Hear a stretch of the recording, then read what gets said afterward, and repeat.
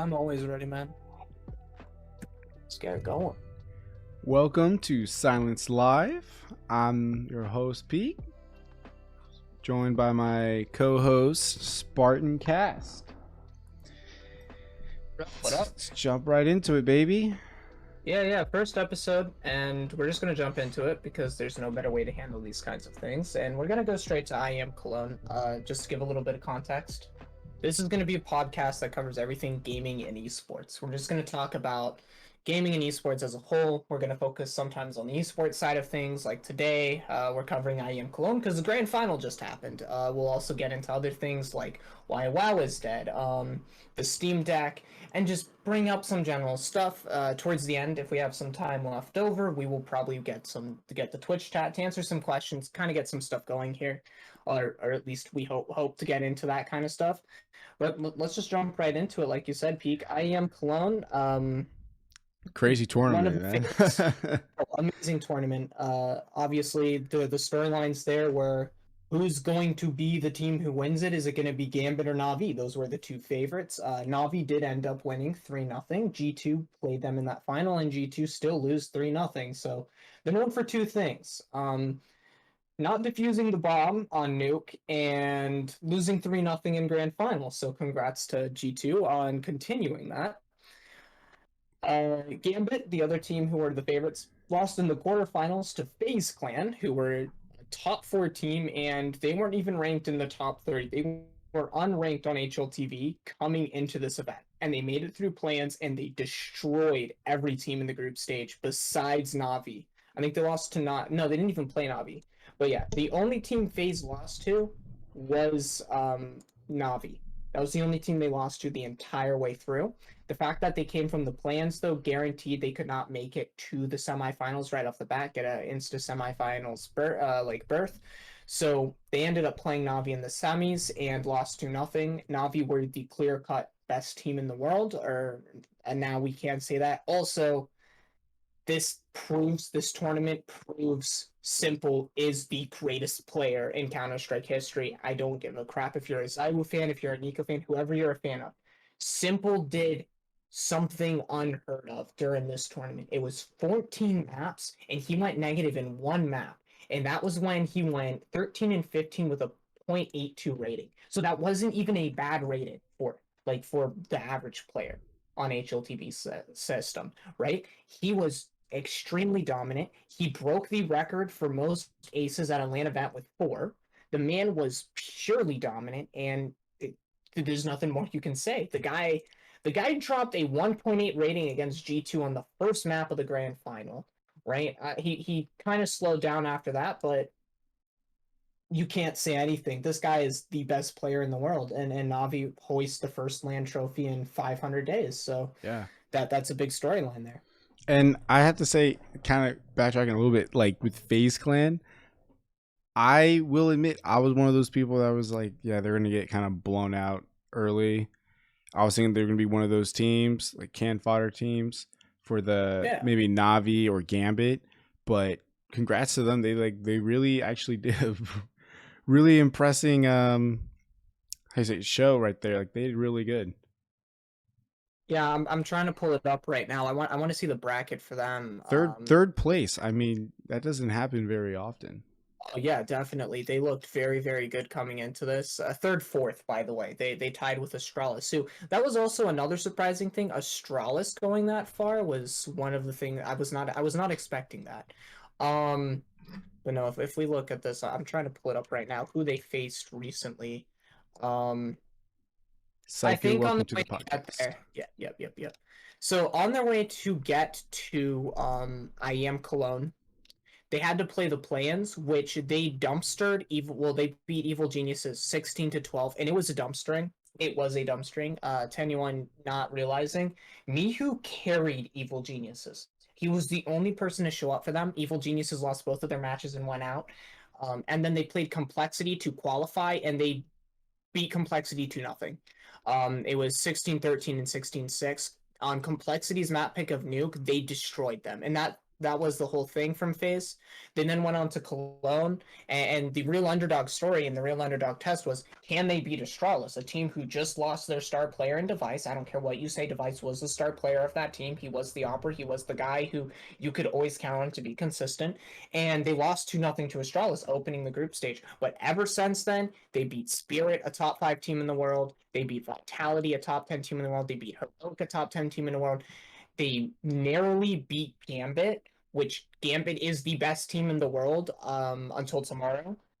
And then they lost to Na'Vi, but they placed third, fourth at the first LAN tournament. And this LAN tournament, I think, had $1 million prize pool, if I'm not mistaken. It was an insane ranking, and they jumped up just getting out of the play-in stage. They went up to 17th in the world. From Yeah. 35th to 17th, it was one of the biggest jumps. Renegades were another team that was surprised everyone making it through play-in.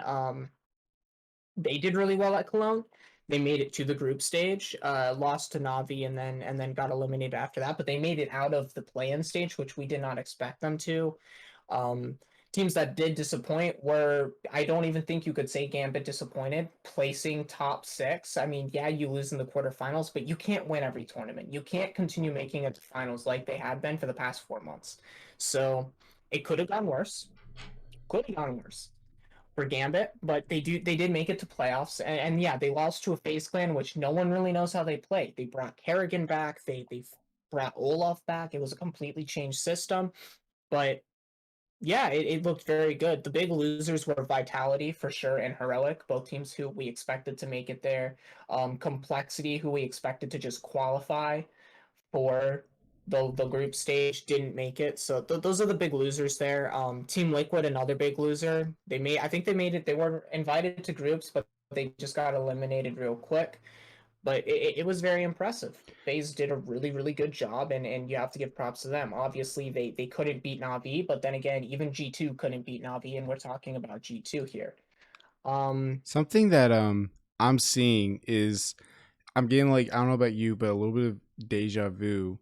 500 days ago when Navi won the last LAN, I think Katowice. Navi is, with the form they have right now, they might be on track to win the upcoming major. Which, if they do, I would be so happy. I want to see Simple crowned finally. He deserves I it, want and to I see some. think I think they're actually like on track for that major win. I mean, and also we have to look at the parallels between Katowice and Cologne. Katowice was a 3-0 stomp by Navi over G2 Esports. Granted, it was a G2 that did not have Nico and it had Kenny S, right? Um, this G2 was arguably way better than the G2 at Katowice, but Nico did not show up. Neither did Nexa or Amanek, who really needed to show up. Jax played his role perfectly, so it was a little lackluster G2, but it was definitely a better G2 than that G2 we saw in Katowice, who made it to that grand final somehow. Then we also have to look at the storyline. Flamey was on the Katowice team and they 3-0, and they were carrying Flamey's ass hard. Flamey did not deserve that spot.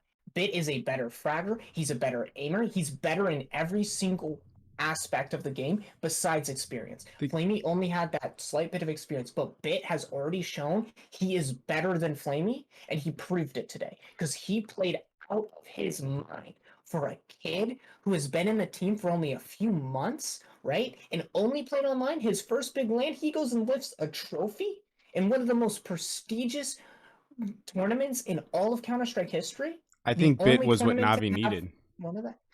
Exactly. And He's he is a exactly what perfect they needed. complement to Perfecto. That duo, Perfecto and Bit. Then you also combine the simple electronic duo, those two duos, and then Boomage.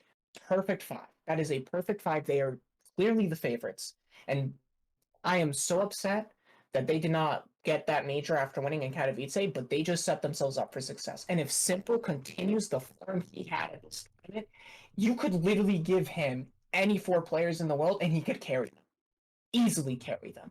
For He sure. played out of his mind. And that is, we're saying that about Simple. He is so good. He is leagues above everyone else. Zywu underperformed coming back to land. Twist, great fragger, did not perform. Olaf outperformed Twist at this tournament, and FaZe made it to the freaking semifinals, right? NIP got eliminated in the group stage. Simple is the god. Device might have more trophies and more MVPs. Zyru might be the more like clinically aiming player on the server, but Simple is the best in the world. He is the best to ever touch global offensive, and this tournament proved it. And he and Navi, this is my prediction, and as you can tell, I am a Fnatic fan. They're gonna win the next major. For sure. They are going to win the next major, and if they don't, it is going to be a very, very big disappointment. They are one away from winning the Intel Grand Slam. We're about 2 months out from the next major. We're right at that perfect spot to see what happens and to see if we can finally see these guys lift a trophy. Um, but let's move on to the next topic we have to cover. We're going to talk about WoW and why it is absolutely dying and is going to keep dying, and you can almost consider it dead. And Peak, you have more knowledge because you actually play WoW. Yeah, I think right now this might be one of the most like saddening things for me, particular, just because it's a game that I grew up with. I wouldn't say I'm a diehard fan of WoW, but I definitely am a casual player when it comes to it. My older brother's definitely more into it than I am, and now that I'm kind of sitting here, like I've been getting into it lately a lot, trying to play it and just enjoying the game for what it is. And now we're seeing probably one of the fastest declines in a video game I don't want to say in history, but it is pretty bad how fast it is declining. It is shooting down. Like if you have those like charts you see, it's going down fast. I mean, they lost 29% of their players over the last 3 years, and right now we already lost 2 million in the first quarter of this year. Like I truly believe that Blizzard has maybe to the end of the third quarter, I would say, to get their shit together, or WoW is done for. Absolutely Yeah, I done for. mean, from my experience and from how Peaks explained it off the podcast, all I know about it really is it's a subscription based game in 2021. You're still paying a monthly subscription for it. If I'm not mistaken, every new major update for the game costs $60, as if it's a completely new game, even though it's just adding a little bit of content or a decent amount of content. And they've actually destroyed the lore of their own game in an update, and it completely ruins the entire, I guess you could say, the entire feel for the game. Like the entire lore for new players is completely ruined, from what I understand. Yeah, so Right? pretty much like yeah, going back to like the whole subscription and paying. I think there it's been a while, but it might be $40 just to get the bare minimum. It's either $40 or $60. It's something around there, $40 or $60. But either way, you're paying a good amount of money for, Yeah. and it is a pretty reasonable sized update. You get Yeah. pretty good content. Like Shadowlands, I feel like is probably one of the biggest updates they had since Legion. Battle for Azeroth didn't really get you too much for say. Like it had good content in it, but not as much. With Shadowlands, they opened up this whole like heaven bullshit pretty much with hell and four new completely whole new territories. And it was pretty cool because each territory had like a main character sort of that was way back in the day when WoW first came out. Like those main characters that might have died, they're kind of like the main dudes in these lands, and then you kind of learn a little bit more about them, which was honestly really cool to experience with that. Um, when it comes to the lore, yeah, there's some things that are a little bit messed up. Like if you have a buddy that wants to go, you just started and you're already max level, you don't feel like creating a new character, so you're kind of playing along with them. If he's in his dungeon that he's supposed to be at level 20 and you're max level and you go join him, you destroy everything one shot and easy. It's kind of boring for you. And then it kind of ruins the whole point for him. He doesn't get to experience it the way you got to experience it. But so it kind of comes down to, well, do you want to play with them or not? Yeah, and and excuse the banging. My little brother tends to realize that I'm in the middle of a podcast and people cannot actually listen to me and stay out of my room when I am recording and live. Podcasts are about, yeah, giving good content, not having someone come and bang on your door and act like a complete retard. Like that, and Yes, and perhaps you should make your bed. besides the point, like if I'm gonna look at WoW from my standpoint of things, biggest issue is the subscription, right? I am not willing to pay, was $5 a month? Am I right on that? Yeah, it's I'm like assuming so. it's 15 a month. Yeah. 15 a month. Okay, that's even worse. I'm not willing to pay $15 a month to play a game, right? Who knows if I'm going to enjoy the game? And then I spent 15, like if I spent $15 and I play it for a few days, I'm like, okay, whatever. But to keep up with that's a lot of money. That's more than a Netflix subscription, and you get a lot more content on Netflix than you do WoW, in my opinion, from what I've seen. Right? Granted, I've never played it, so I'm a little biased here. Two, we're looking at you having to pay for every major update.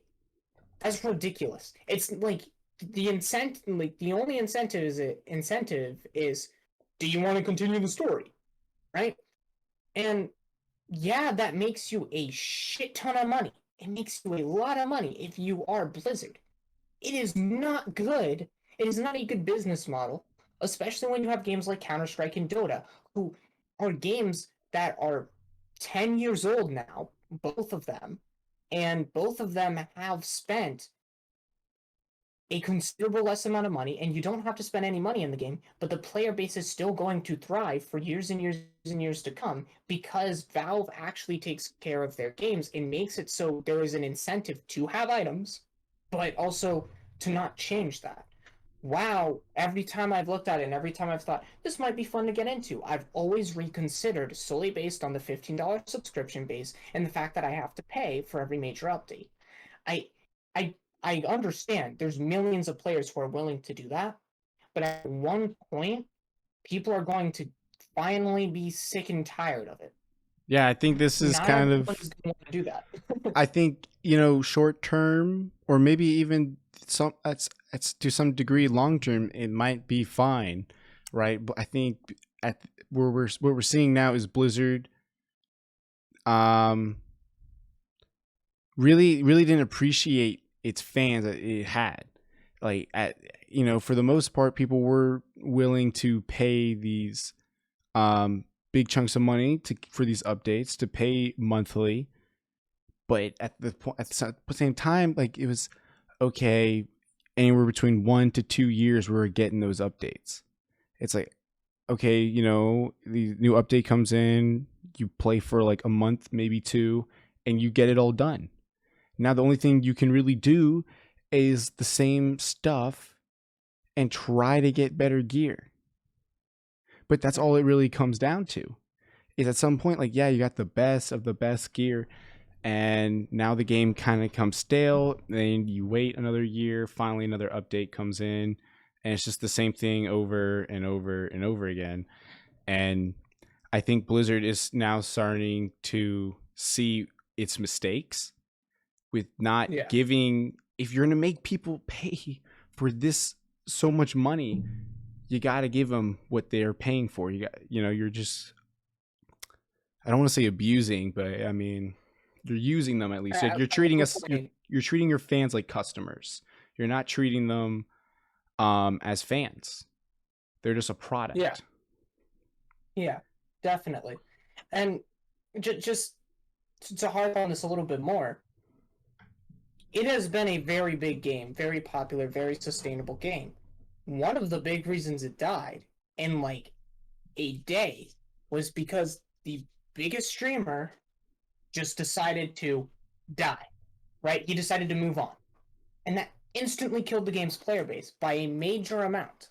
A major amount. What do you need? Yeah, so pretty much what we're looking at right now is, since Asmongold left, since he left this World of Warcraft, he took on so many players with him. So many players, like they're now being called WoW refugees to Final Fantasy 14, which kind of follows Blizzard's business model when it comes to paying for the game. Very similar. You pay for the game and then you start paying monthly.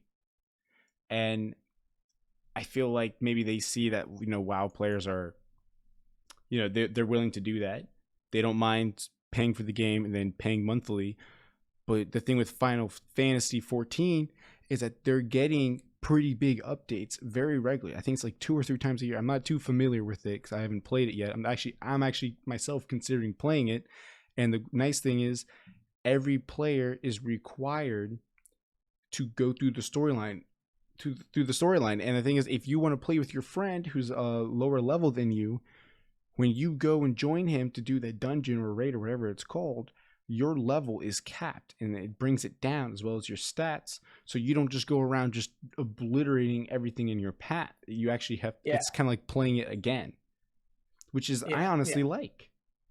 Which is something I'm going to mention another game that's similar to these. It's Fallout 76. I know the game is for most people considered a horrible game, but it's gotten way better since launch. It's one of those games where it looks better and better and better every update. It looks more fun to play. They add more stuff. They actually make the game better with every update. For most people, not for me. I quit the game for certain reasons.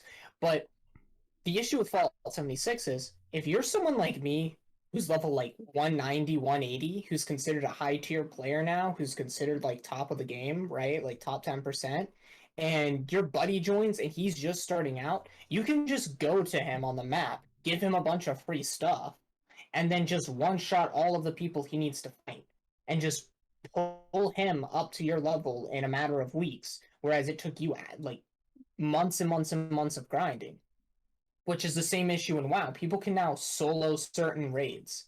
Yeah. That is ridiculous. That is ridiculous that there's no level cap or anything. Then again, WoW is an ancient game. Every time I've watched WoW recently, I've looked at it and been like, that looks very, very old. It looks like an old game. And one of the things Blizzard messed up on top of everything else, was they didn't actually, what is the word? They didn't actually update the game properly. Yeah, they had more content, but they never updated the graphics or the quality of the game. They kept to the same business model, and it's worked. It has worked. But at one point, you're going to see this decline. And for those people who are diehard fans who care a lot about the game, it's going to suck. Because you're sitting there like, what the heck? I want to keep playing this amazing game. I love this game, but it's not fun anymore. So the player base declines, and then eventually Blizzard's going to see this, and maybe this is Blizzard being fine with this. They're going to just move on. They're going to move on to other things, and they're going to kill off a beloved game. That is the whole reason why Valve keeps up with Dota, keeps up with Counter-Strike, right? They keep up with their franchise games because it's beloved by so many people. There's a reason Counter-Strike is at the top of Steam every single day, and there's a reason Dota is close behind that. Those games are loved by the players more than the developers love the game. Because I know some of the Dota 2 guys who work on that game, it's mainly one guy, but when it used to be a team, they did not want to continue on this project, but it was just so loved by the community that Valve felt obligated to continue it. That is why there is a $40 million tournament happening in November, right? This is all community facilitated. WoW doesn't feel like it is a community-based game, but it doesn't feel like it is a game where you can say the developers take the community's input to heart and are doing what's best for the community. And that is the issue. They're strangling their own game. Yeah, exactly. Like, and it's funny too, because even though Blizzard has lost 2 million players in just the last 3 months, the first quarter, right? And it's already down.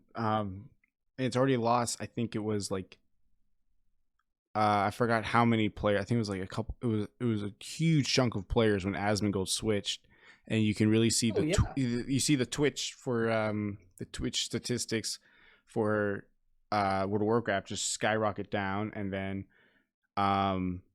Final Fantasy going way up, right? Yeah. Every single year, and this is consistent, their revenue has increased 7% every single year. And people think, oh, well, then maybe they're fine. Maybe what they're doing is okay. Well, it's not, because even though it's been going up 7%, which is a huge chunk of money in the grand scheme of things, most people, if you take in business class, even 5% of money for business is a large amount of money.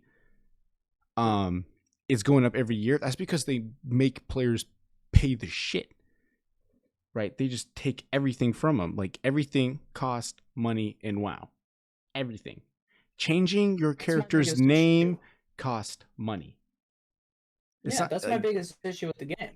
Like it's different, right? When you're talking about something like that, right?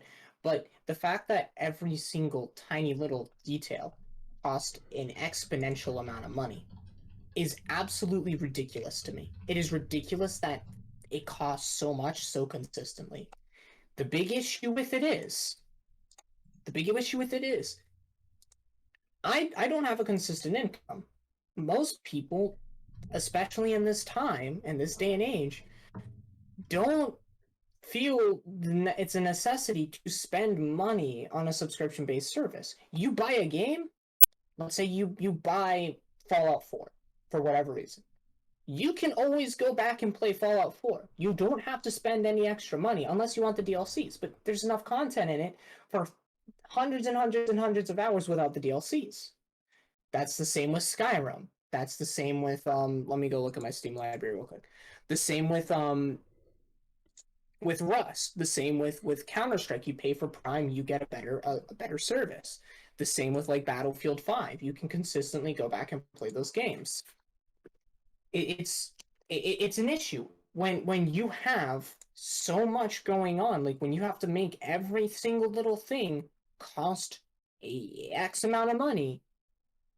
At one point, people are just gonna give up. And that's the thing I feel with, which is what's going to happen with WoW. It's going to give up. yeah, like, the thing is, I was looking at it earlier. Okay. In 2016, World of Warcraft generated $9.23 billion for Blizzard, right? That's not gross. That's nothing. That's just like how much they got just through World of Warcraft. You know, they have their other games, Overwatch, StarCraft 2, Hearthstone, whatever, right? But just through World of Warcraft, they generated almost $250 million, right? Now, you would think, if a company is making so much money through just one of their games, and the thing is, everyone knows or has agreed up to this point, really, that World of Warcraft is the king of MMOs by far. No other game has come close to World of Warcraft. And you would think everyone knows WoW. Yeah, and everyone knows WoW. If you would think, if they are generating $9 and almost $250 million, that they could update it and make it more playable and enjoyable for its players on a regular basis and not a fucking annual basis. Having us to wait a year to 2 years is ridiculous. You're making $9 billion. You can pay people, which you are doing now, to hurry the fuck up and give us something to work with.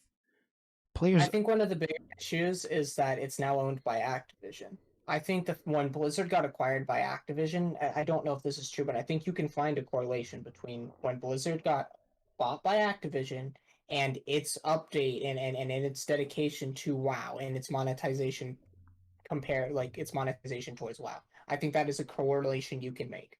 Because if anyone doesn't know, Activision is a shit company.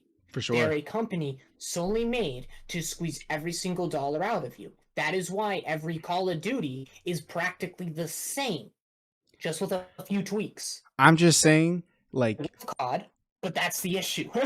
Dude, Activision, I think their last good game was, I think it's 2012 or 2013 when they, or it might be even sooner than that, when they released Black Ops 2. For me personally, that was the last one, because the thing is, I love a good story. in video games. When I'm sitting down to play, that's why I like World of Warcraft so much, because it has a good ass story, and I love to sit down and enjoy it. And the thing is with Activision, dude, they got so freaking lazy with their campaigns. You would just sit there and then like you like the first thing or whatever, the first two missions, you know, you're kind of like getting the groove, meeting your dudes, you go on some random mission with them. Everyone's American, but then you have that one dude on your like team or whatever who's Russian. You already know who the bad guy is. It's some Russian dude. I don't know why Activision hates Russia so much, okay? But they hate him, and he's always the bad guy that betrays everybody. And then that's how it starts the whole campaign. I'm like, dude, it's the same BS with like a little twist to it. But honestly, I'm getting like Modern Warfare vibes every time I play their games. And so I think the last COD I've ever bought was the Modern Warfare, and I only bought it because my brother plays it, and the game takes up literally half your freaking storage on your PC. It doesn't matter how many terabytes you have, it's huge, and it's just boring. It is massive. I don't play it. I want to point out, Activision made the original Doom game, right? Then they started making the Call of Duty series, Call of Duty Finest Hour, Call of Duty Online. They actually created like the Skylanders thing, DJ Hero they own, like the DJ era stuff. They created Doom 3.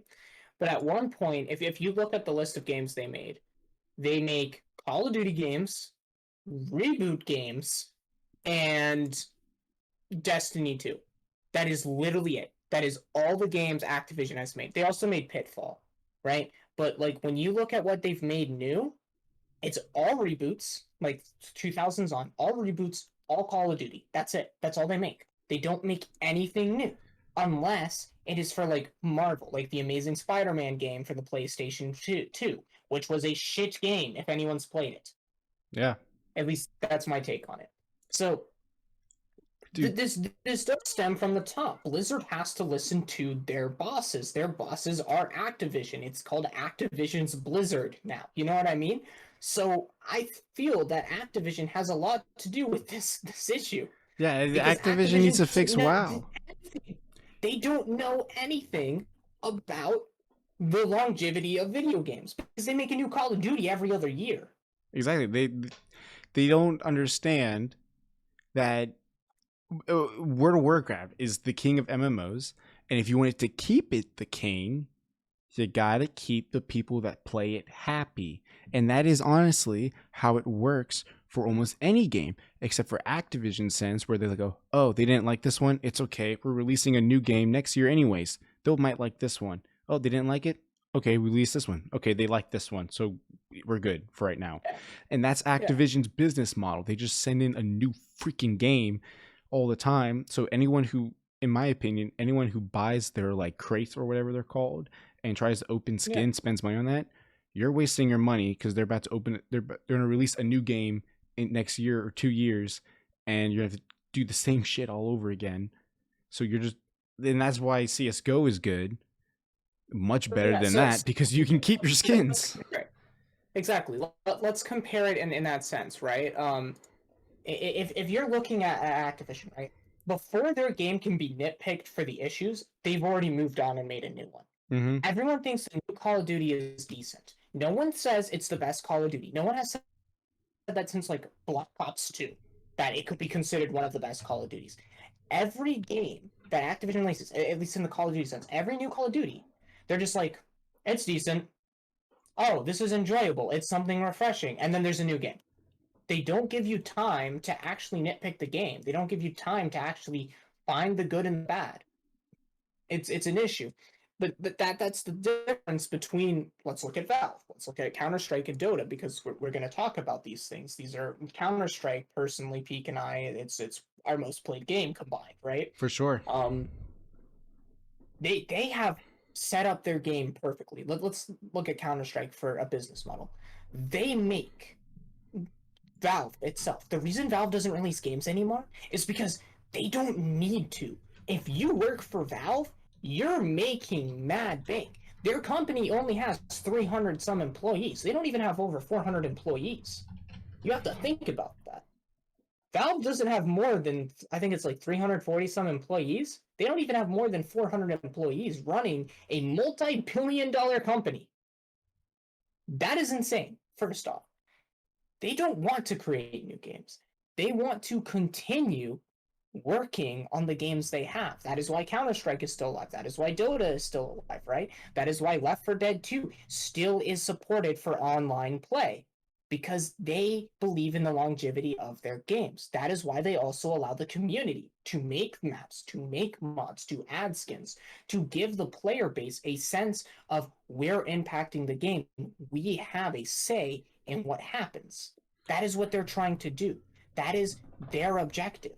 More than anything else, they want to keep making money off the games they've already created, so they don't have to spend the millions of dollars to make a new game. The funny Look thing at is, Counter-Strike. I was talking with a friend of mine a while ago, and he goes, "Why doesn't why don't CS:GO, like Valve, make CS:GO 2 or whatever, right?"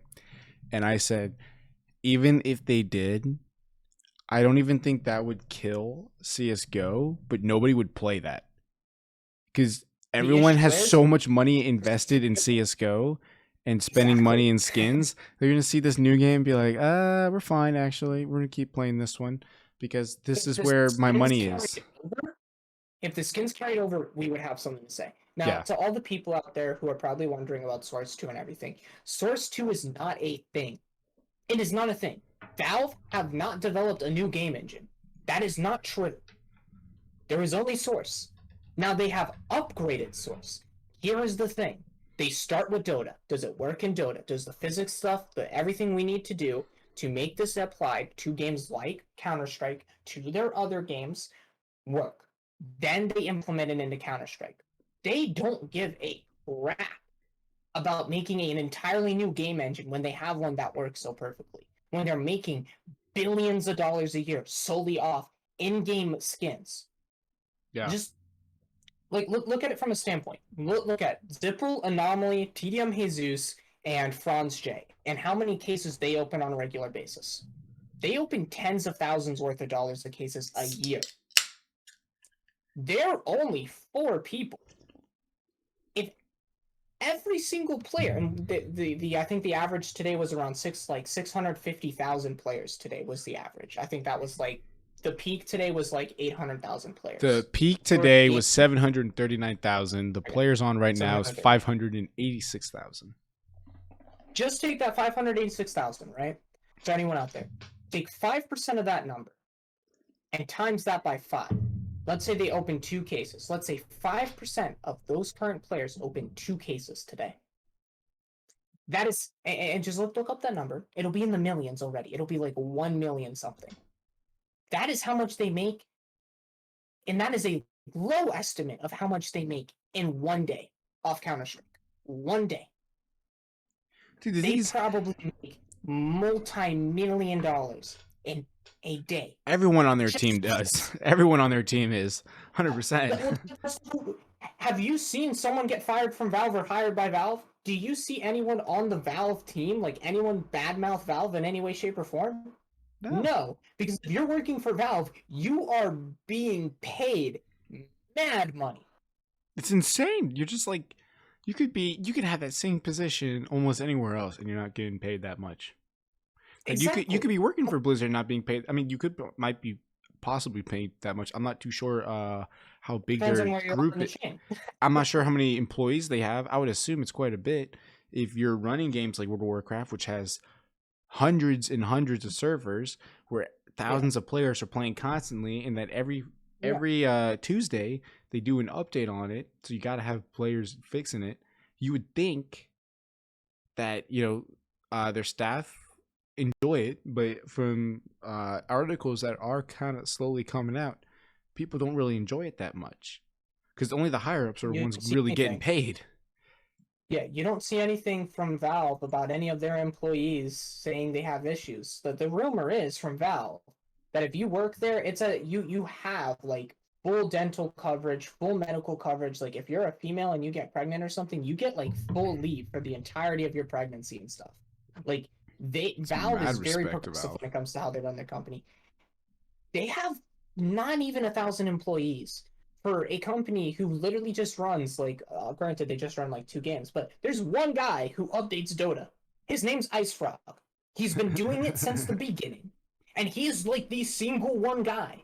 All of the new skins added into the game created by the community. Same with Counter-Strike. Do you think some guy sitting in like Valve softwares in Seattle going, let me create a new skin now, like they do in Valorant? No, they just sit there. They just sit there and farm it, dude. They farm the money. So I do want to show Yeah. everybody the Twitch statistics. Actually, not the Twitch statistics, but the Steam database here. Kind of going back Yeah. to WoW here. I'm gonna switch windows here. As you can Yeah. see, Counter-Strike Global Offensive players on right now 586,000 for a peak today of 739. So first off, if you say CS is dead, you're an idiot. Dota 2 right behind it, pretty close in numbers. Anyone who says League is beating Dota, yeah, they have more players, but Dota has the biggest tournament in history. In the history of any sporting event in any category, Dota 2 TI10 International has the highest prize pool of anyone. For sure. And right now, It's over 40 million. I just want to say say, 25% of the raised. look at the monopoly that Valve has right now. A little bit over 1 million players right now in just 2 of their games. Then they have another 85,000 on a TF2, which is still, I'm honestly, this game I grew up with playing when I was younger on my shitty Mac. 20,000 of them are Great bots. freaking game. 20,000 of them are bots, by the way. I'm honest. 20,000 of them are bots. I know, but honestly, I'm still happy that this game is still going, right? It's so fun to play. I play it every once in a while. Like, I play all 3 of Valve's main titles to this day. Look right here. Final Fantasy 14 online. 66,000 players, 607. Now, are you going to say, is that good compared to CSGO? No.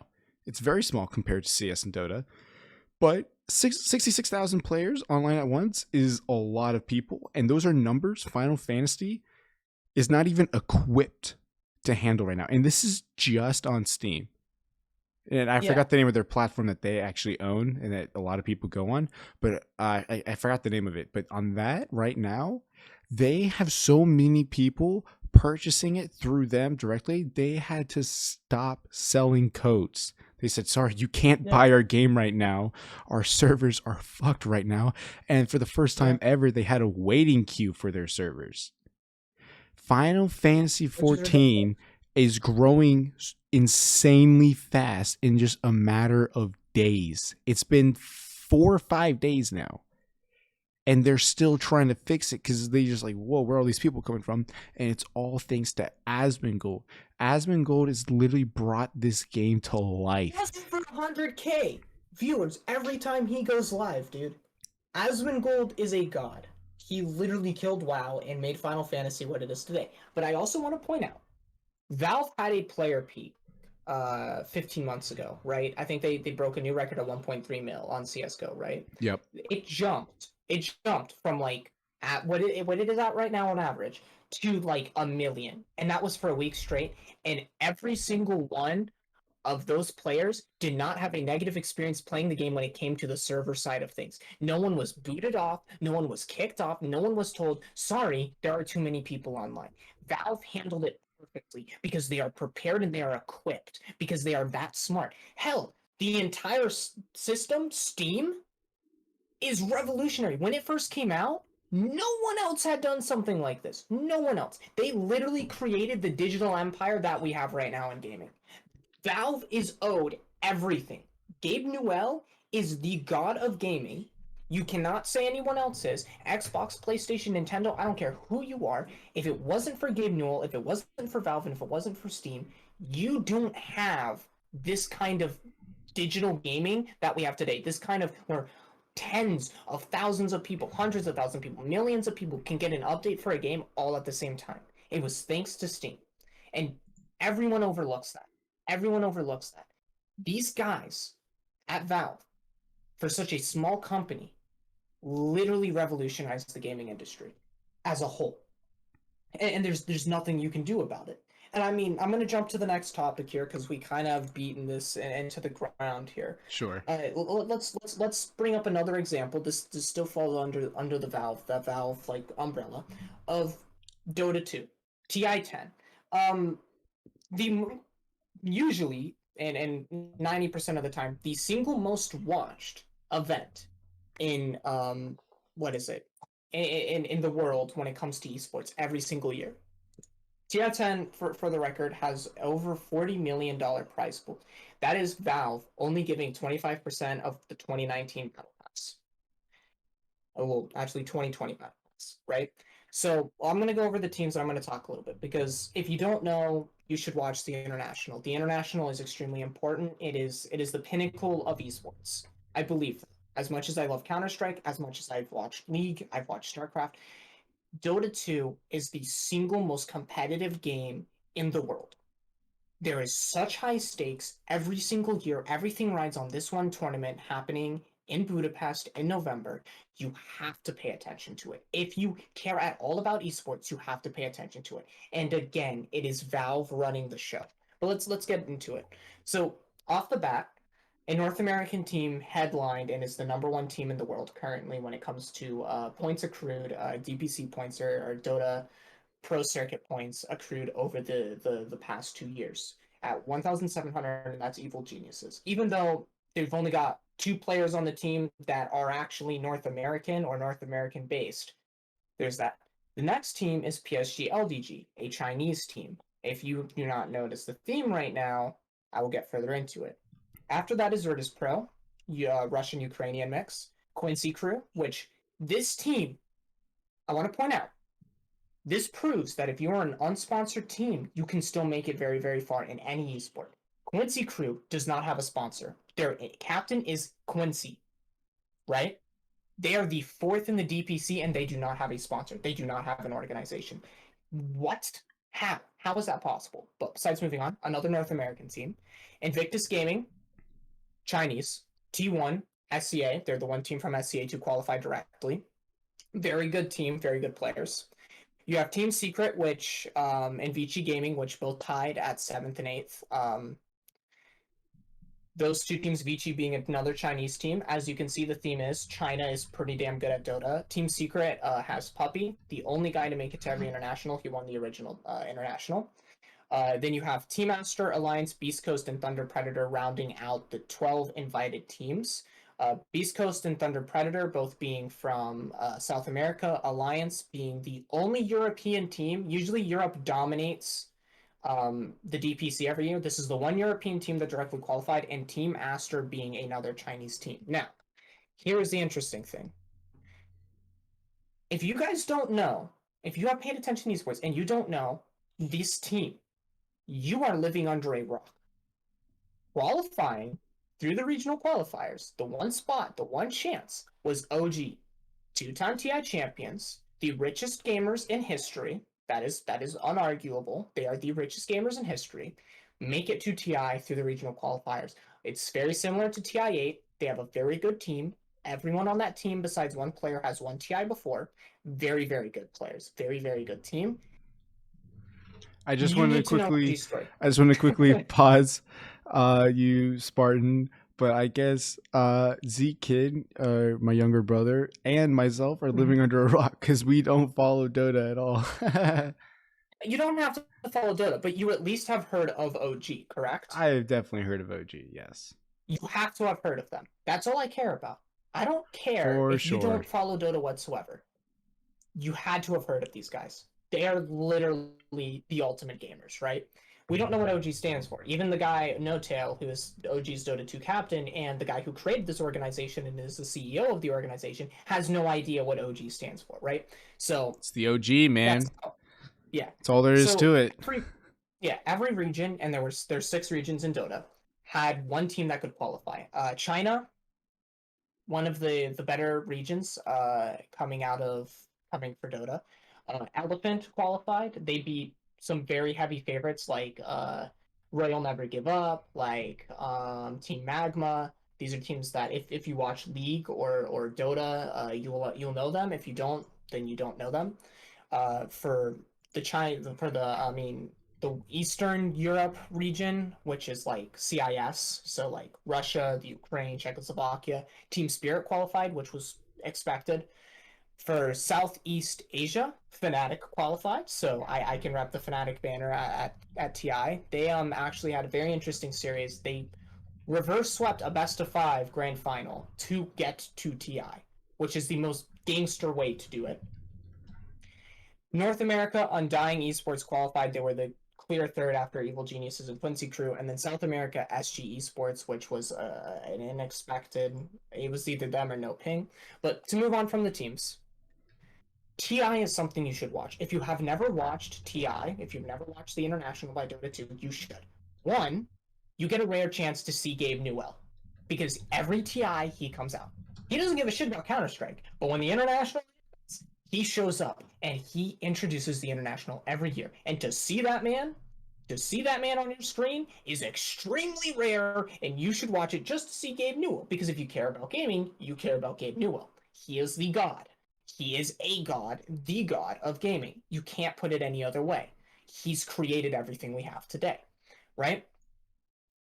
Now, when we look at, I guess, the rest of what TI signifies, it signifies prestige. Whoever wins that is immortalized in the world, right? You are winning your share of $40 million. First place is getting $20 million. First place gets half of the prize pool, half of it. So you become, and it goes to the players. It can't go to the organization. It has to go to the players. This is something Valve did to facilitate a good esport. They made it about the community, about the players. If you win TI, you're getting a fifth of $20 million. That is life-changing money. Sure. That is insane amounts of money. And finally, it is everything esports should be.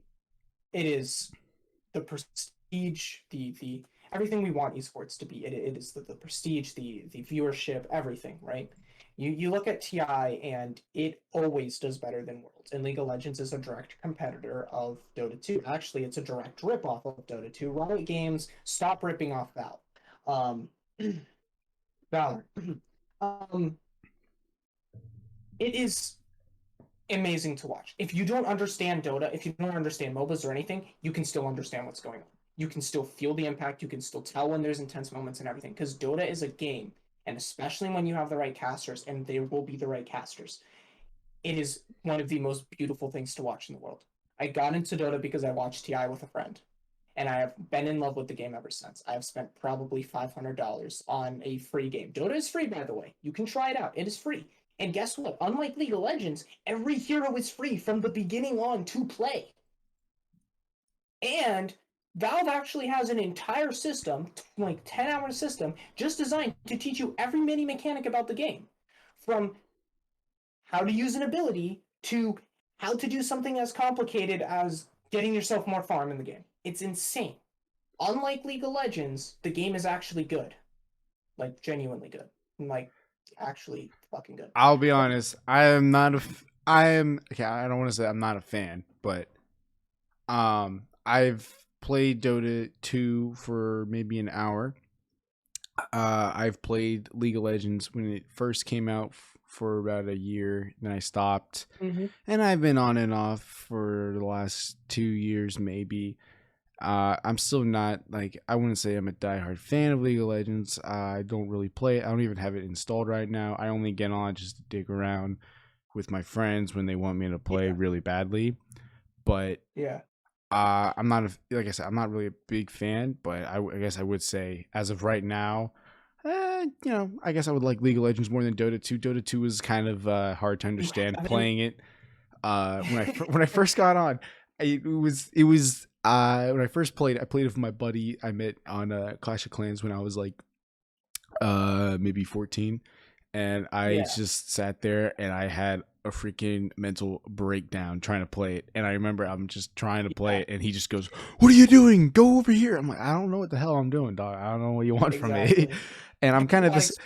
And the thing is with League of Legends, like I kind of know what I'm doing. So they're like, I guess I have a little bit more experience of League of Legends, so I guess it's a little bit biased there. Oh Um, yeah, I'm biased as well. I have over 1,000 hours in Dota 2, and I've only put probably 100 hours into League. But here's the thing, right?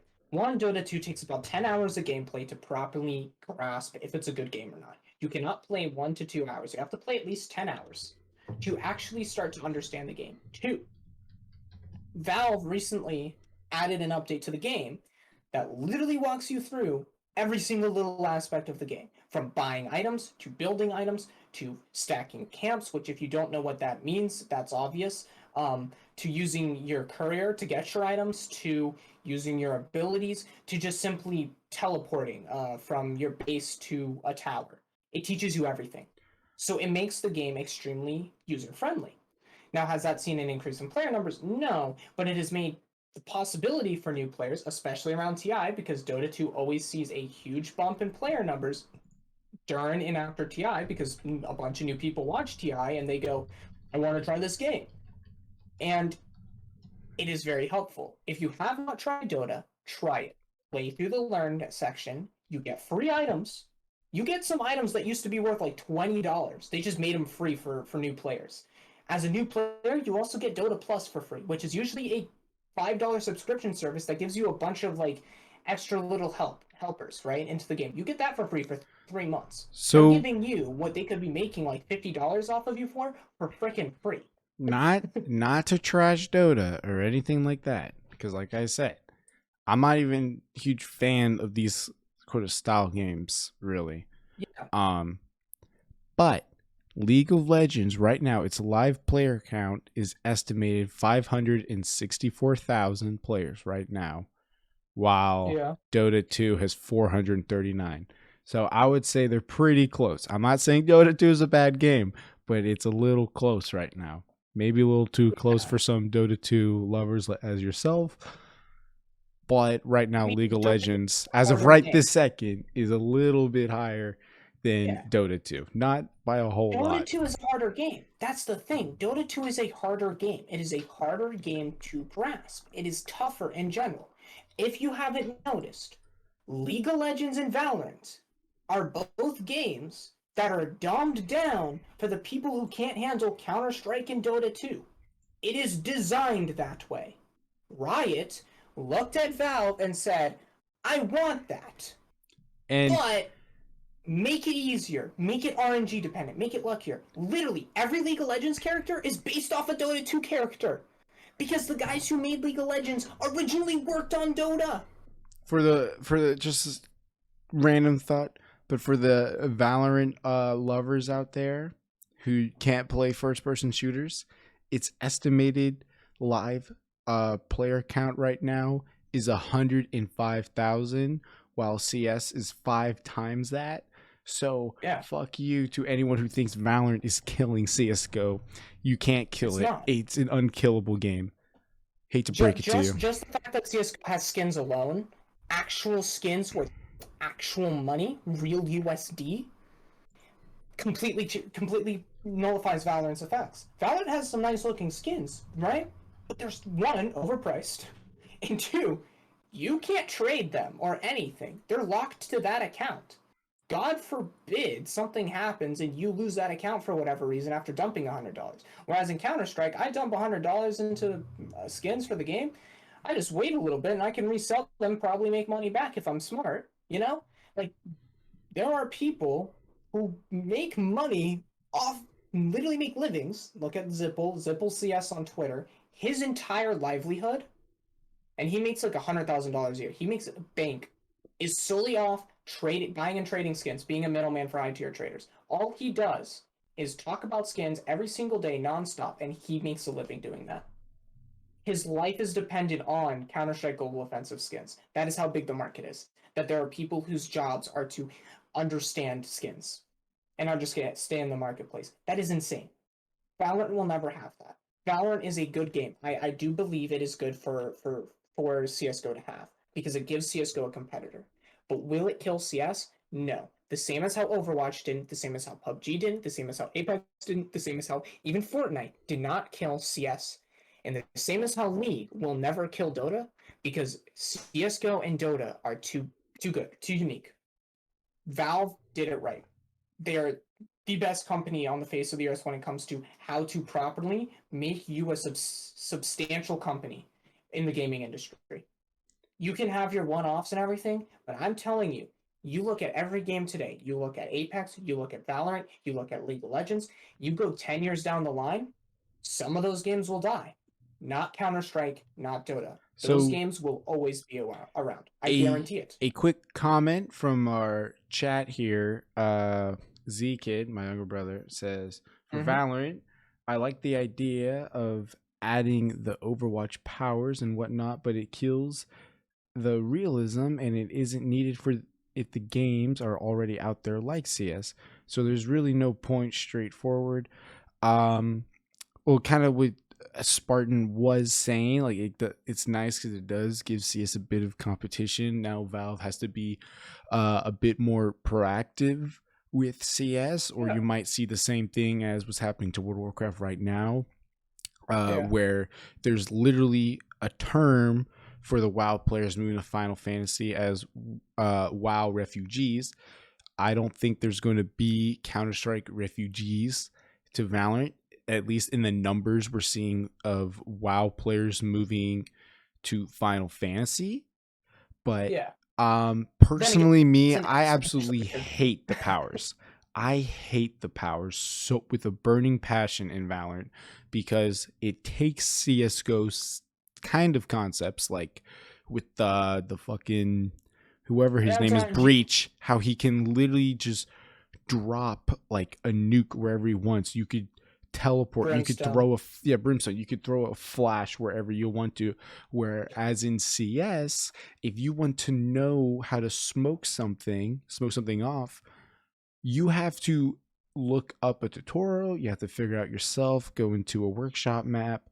You have to find ways to learn those sort of things, which kind of sets off skills of players. It sets off the skills of players, where the good players that go up in ranks, they're the ones that know that kind of shit.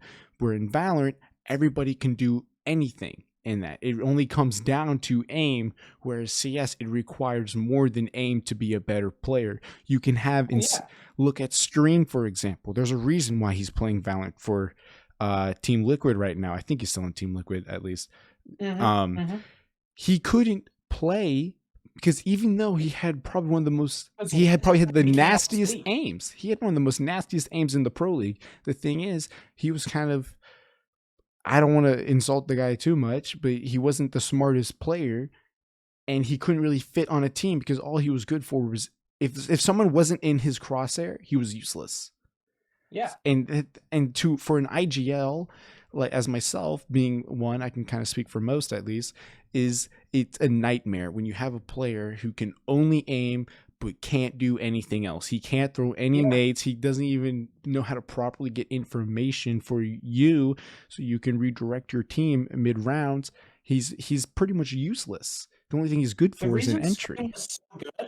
The reason Scream was so good at the beginning was solely because the game was so aim dependent. Now the game is about taking time. It's about spending that time to work on the game itself. You in Counter-Strike, every weapon has a pattern for the most part, right? The AK, the M4, they all have patterns. The AWP has its minute differences, right? If you're moving at just the right time, the gun's going to be wildly inaccurate. But if you are able to stop just for a split second, shoot, and then continue moving, something like what Simple does on a regular basis, you can be extremely powerful with that weapon. Every player has the opportunity to be the most effective player in the world with their smokes, with their flashes, with their nades. Whereas in Valorant, there is no spray. It is random. It is a random pattern every time. It is randomized. So it facilitates luck, the player's abilities. You have to basically build it like it's Overwatch. I need a player that can smoke, a player that can flash, a player. You need to specialize. Whereas in CS, you can be a jack of all trades and be successful. Whereas in Valorant, it forces you to play certain types. You have to basically lock yourself into a box. And if you have an off day with a character, let's say you miss a smoke, the entire thing falls apart. Whereas if you miss a smoke, your teammate who's sitting at the back can throw a smoke for you to cover that off. There's more opportunities to give that success. The game is more skill based. That is the issue. The same issue Riot has with League of Legends compared to Dota is the same issue Riot Games has when it's Valorant compared to Counter-Strike. Counter-Strike and Dota 2 are higher skill-based games. They have a higher skill ceiling. They have a harder learning curve, but a way higher skill ceiling. That is the difference. The reason in Valorant I'm a Raze main is because it's literally throw grenade, use bazooka. That's it. That is her entire thing. And that's what I'm used to. All right, I just have to aim now. I don't have to worry about throwing a dart over a wall or using a smoke grenade and my entire screen being covered. Because if I throw my nade, I can instantly switch to my gun and be ready. I Whereas will. if I'm playing someone else like Omen, I'm stuck without being able to see what's in front of me and just seeing everything in shadows. It ruins the competitive integrity, especially when you're shooting at someone and your bullets are missing for no reason if you're standing still because there's random spread. That's the issue. Yes, in the short game, it is more like Overwatch. And the thing is, I feel like Valorant might be around for another year, maybe two, but it might. I think it'll probably die out. I will say this though. I will die on this hill. Valorant is made for lazy people who don't want to improve in a game, because they realize that they're, and I'm not gonna lie, there is sort of a market for players who just want to not take the game seriously, play casually, and still win.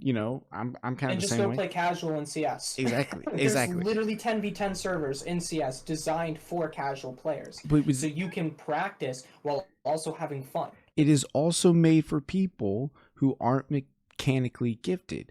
And here's the thing that kind of irritates me with that part, because I agree with that statement. What I just said is that I am not a mechanically gifted player when it comes to video Nor am games. I. Every single video game I have ever played, I have always started out as absolute ass. I have never been great at a video game. When I first started playing CS, I think it was back in 2015 or 16, somewhere around there. 16 for me. I would not even call myself a silver one. I was so bad. And the only way I got to where I am now is through 3,000 hours of grinding my ass off in that game. Why, you might ask, is because I enjoy the game and I like to see improvement in my game. Exactly. And these players that are switching, which is not a lot of CS players to Valorant. It's not as many as we think. Yes, whoever says, oh, they're losing by the thousands or whatever. No, it's not by the tens of thousands and stuff. Okay, it's not.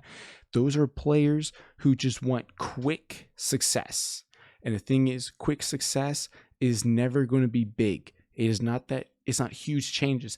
And there's a reason why there's a trend for these CS, what's the word? Like CS, like dropouts, so to speak. Yeah. These CS players that could never fit on a team are absolutely dominating in Valorant right now.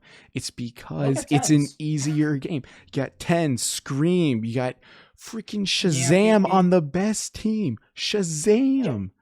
Yeah. That is something right there that proves the just how bad Valorant is. You have tens who couldn't make it at the top level in Counter-Strike. You have Shazam, who couldn't make it at the top level of Counter-Strike since the last time he was at the top level was 2016. I think it was 2018 right? On Complexity. Same when they had their fun run at Face It. Yeah. Same with Scream, right? He's on that list, right? Ethan left. He's on that list. Mixwell. Daps came back. Mixwell, he's on that list. Daps came back from Valorant because he said the game was too boring and easy. He wanted a challenge, so he came back to Counter-Strike to become EG's coach. Because instead of playing Counter-Strike, actually playing Valorant, he'd rather be a coach in Counter-Strike. Well, let's look at also, who else can we name? We can name Hiko. We can name Skadoodle. Yep. Even though Skadoodle, it was more he was burnt out from playing Counter-Strike since Source. So that's understandable for Skadoodle, right? AZK, Brax, I understand. Like the iBuy Power guys, I understand because they can't play Counter-Strike. You have Mixwell as well, who is an absolute, who was actually, I will say, was pretty gifted with the op, but could never really Yeah. find his really good form on a team. And he got clicked from a dying team of Cloud. No, he didn't. I think he left actually on Cloud He left. Nine. Yeah, he left on Cloud Nine, which is Yeah. like, dude, if you're on Cloud Nine and you either A, have to leave or get cooked, you're done. That's rock bottom. Cloud Nine was at the time when he was on, that was a rock bottom team. That was a team that Floppy's wasn't coming back going to CS, by anywhere. the way. Who is? Floppy's going back to CS. Yeah, Floppy. Good. I mean, at least we're not Yeah. losing everybody. But the thing is, The they're girls all came back. dominating. Shazam, who last decent performance was the Face It London Major, I think was in 2018, where like 2018. they made it to the Legends phase. I think it was. No, they didn't even make it there, right? I think they made And it it was to because Legends. Obo.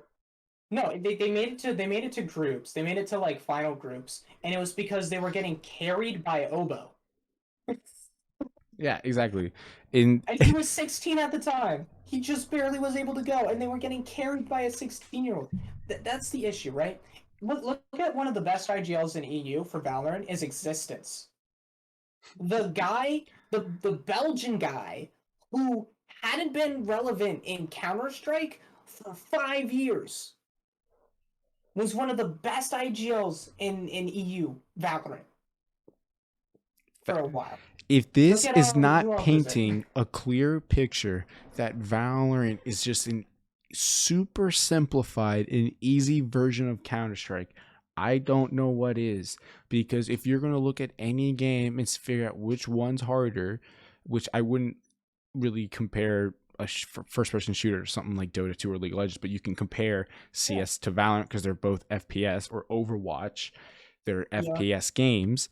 You can compare them to PUBG. You can clearly see how much difficult one game is to another. You don't compare by the casual players like myself and Spartan to pros in another game, or casuals to another game. You look at the competitive scene, which one has more teams, which one makes more money than the other ones.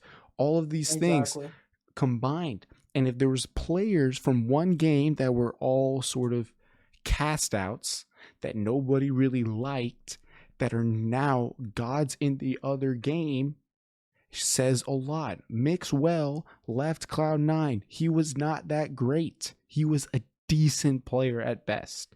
And now Shazam is on the best fucking team in Valorant. Shazam's on the best team right now. That says a lot when he was on Complexity and got kicked. Yeah. Now let's also look at the best team in EU. You know, the best team in EU is not made up of a single Counter-Strike player. It's made up of 3 PUBG players, a random, and a kid in Boaster. I love Boaster. He's an amazing guy, and I'm talking about Fnatic's Valorant team. Boaster, who couldn't even make it out of UK Counter-Strike. He wasn't even at the top of the UK Counter-Strike scene. And UK doesn't have a Counter-Strike scene. And they're the best EU team? And they went to the grand final of the first international LAN tournament in Valorant? There's an issue there. When PUBG players are at the top of the game, because, which it's understandable, because PUBG's guns are all random spread.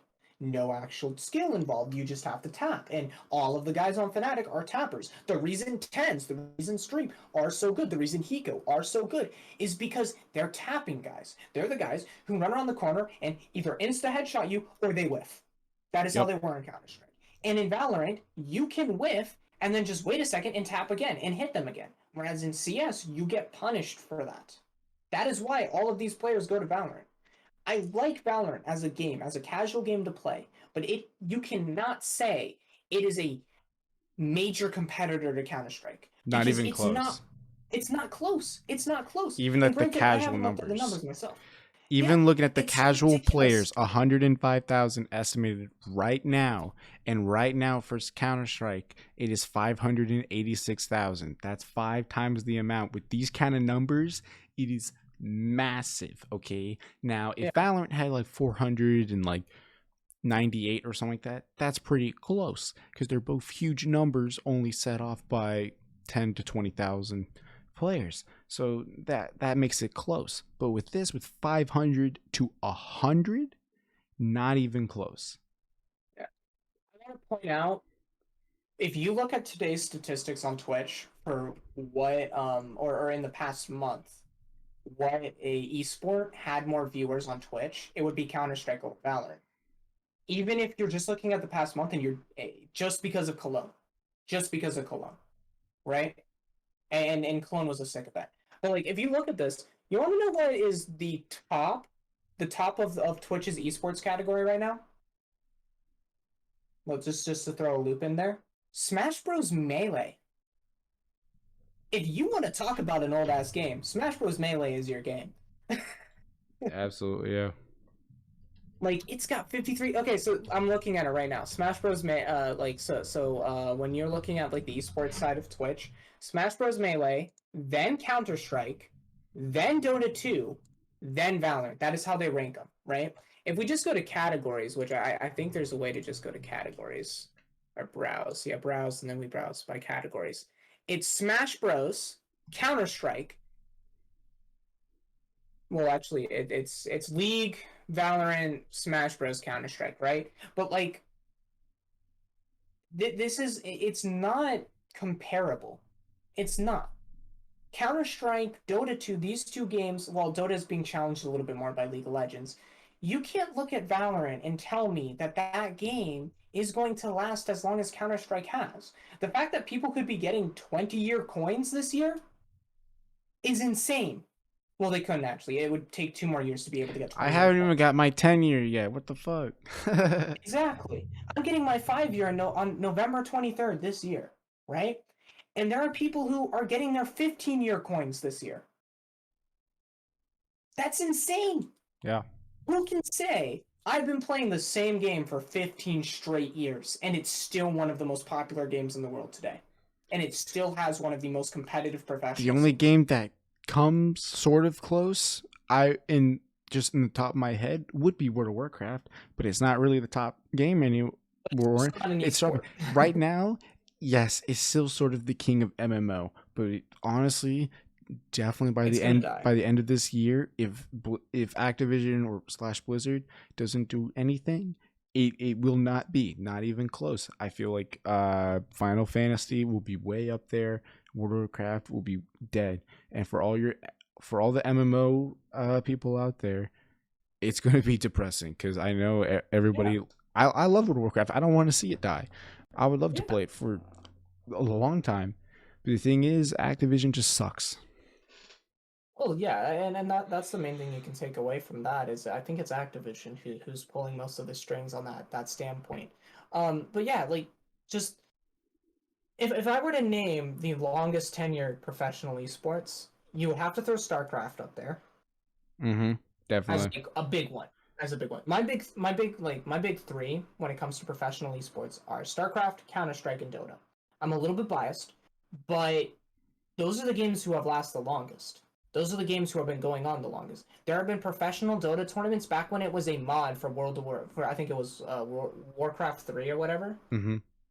right? It's Warcraft there's 3, been professional baby. tournaments, yeah. And then if you even go further than that, there was Han, Heroes of New Earth, which is now part of the Dota 2 lore. It's been going on for like 30 years now. StarCraft has been like 30, 40 years now. Counter-Strike since 2001. The first tournament was the year I was born for Counter-Strike. First official tournament. In 2003, it was big enough to actually be filling stadiums. Ever since 2003, Counter-Strike's been a mainstay esport.